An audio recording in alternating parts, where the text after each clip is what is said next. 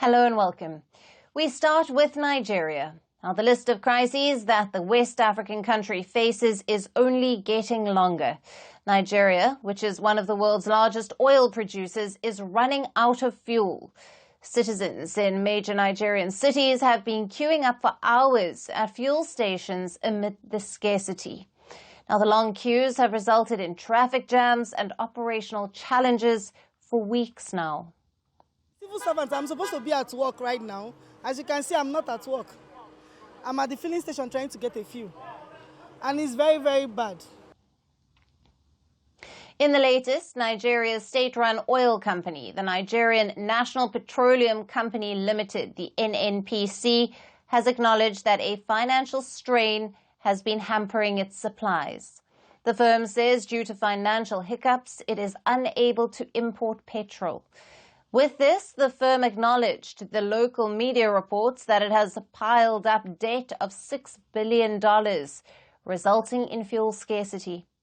However, these comments also come a month after the NNPC declared a record profit of about $2 billion, but warned that it was covering for shortfalls in government's petrol import bill. Now, the fuel shortages have caused major frustrations among the public, which rely on petrol and diesel for their vehicles as well as to power their generators.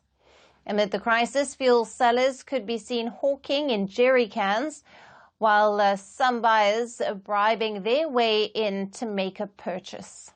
Many stations were also shut in parts of the commercial capital, Lagos. It's shameful. I've been out of this country for 7 years. And I still come back here to queue and bribe people just to get into the filling station to buy fuel. There's no word to describe what's happening in this country. It's just very shameful.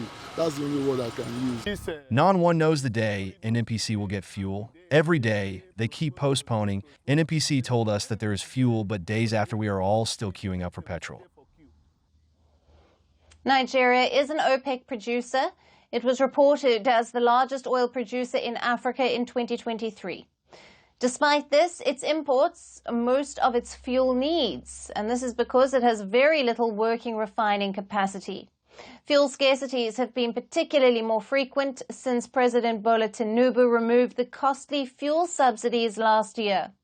The subsidy, introduced in the 1970s, had kept the fuel prices cheap for decades. But it was removed very abruptly, causing anger among the public already dealing with a cost of living crisis. Fuel prices have tripled since Tinubu introduced his reforms. Frustrated Nigerians, who are also battling food inflation at 40%, took to the streets last month to protest against the economic crisis. Now, Nigeria's oil sector has also struggled for years, as most of its state-run refineries operate far below their capacity because of poor maintenance. Apart from this, the country also faces an oil theft crisis. As per reports, Nigeria lost about 620 million barrels of crude oil, valued at $46 billion between 2009 and 2020 alone. This has damaged government finances and limited Nigeria's output and exports. Now, those stealing this oil are believed to be unemployed Nigerian youth and also various militant groups, which brings us to another major challenge that the country is facing. From bandits to Islamist terrorists, Nigeria is facing a major security crisis. In the latest, at least 81 people have died and several have been reported missing after an attack by suspected Boko Haram terrorists in northeast Nigeria. The terrorists also burned many shops and houses. Nigeria has been facing an Islamist insurgency since 2015, killing over 40,000 people. But things have not eased. During Bola Tinubu's tenure, multiple attacks and kidnappings by terrorists continue, while the country reels from various other challenges. So from economy to security, it's a multi-headed crisis for Africa's most populous nation. What is the government's plan to navigate through it? To discuss further, we have with us Ayotunde Abiodun, an analyst at SBM Intelligence. He joins us live from Lagos, Nigeria. Thank you for being with us. Thank you for having me. I'll jump right into the questions. What are the primary factors contributing to the current acute fuel shortage in Nigeria? And how have the recent policy changes, such as the removal of the fuel subsidies, impacted the situation? All right. It is important to lay this background. In his inaugural message as the president of Nigeria in May 2023, President Tinubu announced that the fuel subsidy was gone, as it was no longer sustainable. The premise then was that there was a need to alleviate financial strain on the national budget and redirect funds to other sectors. And what we saw was an immediate spike in fuel prices in May 2023, and that led to widespread public discontent and increased hardship for Nigerians who are now facing an higher living cost. However, it's important to point out that fuel subsidies have not been totally taken out. There is still some form of subsidy payment by the Nigerian government. And if we make recourse to the National Oil Company's financial statement for 2023, where it was revealed that the federal government owes the company about 5.1 trillion naira for the financial year. And the breakdown of that 5.1 trillion naira showed that 3.3 trillion was for subsidy costs between January and May 2023, while 1.8 trillion naira was for energy security expenses between August and December 2023. And in reality, what we have is that the first subsidy still exists.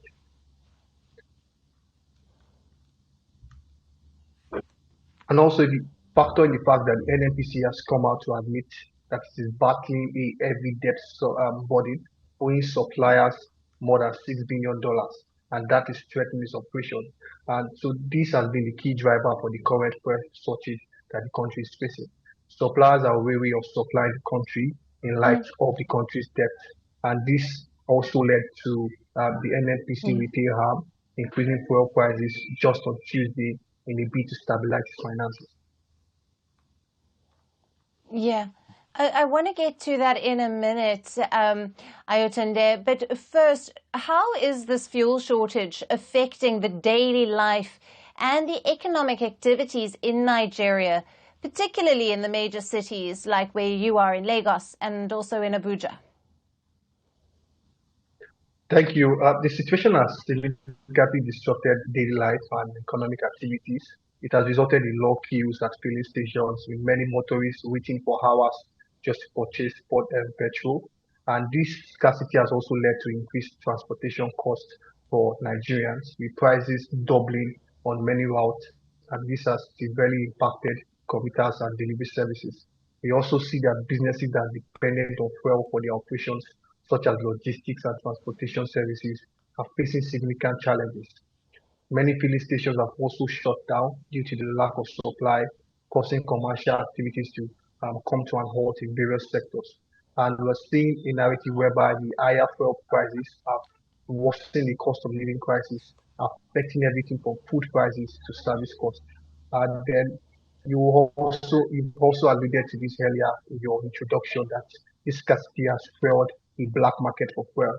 And this illegal trade has worsened the economic burden on Nigerians. And we also predict that this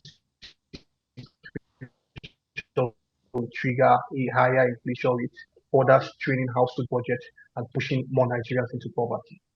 And more crucially is the fact that there is growing public frustration with the potential for protests as Nigerians are dissatisfied with this situation. Yes. All in all, it's a very challenging we saw those environment for protests both last individuals month. and businesses. Yes. And what measures are being taken by the Nigerian government and by the Nigerian National Petroleum Company, the state-run oil firm, to address the fuel shortage, considering they're facing such financial strain and now they can't import fuel?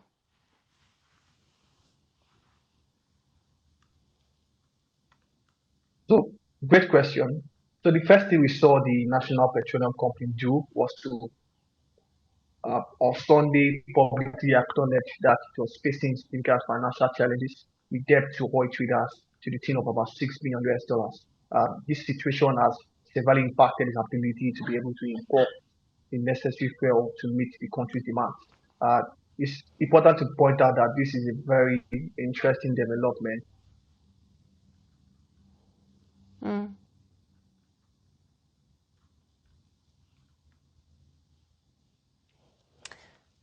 Oh, we seem to have lost Ayotunde. Thank you very much to our guest there for bringing us all the latest details out of Nigeria.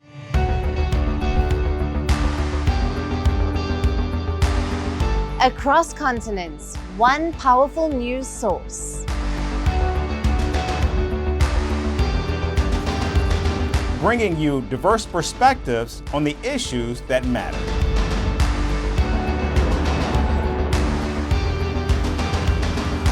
We go beyond the boundaries to give you that little extra about every sporting moment.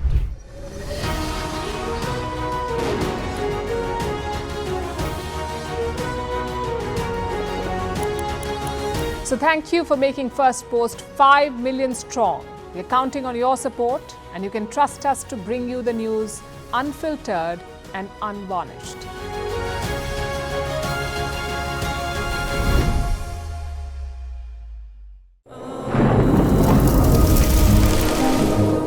Climate change is on our doorstep. It's time for a revolution to take root. And it starts with 1.4 billion Indians.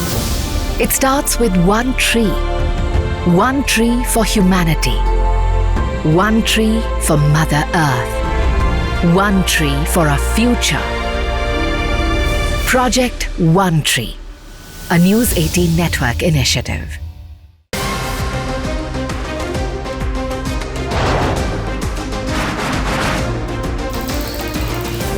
On the show today, the T20 World Cup bandwagon has moved across to the West Indies. What can you expect from this?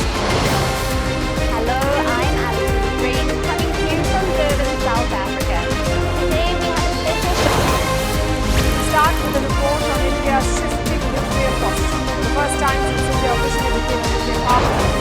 Hello and welcome to Firstpost America. I'm Aaron Ham, coming to you live from the nation's capital,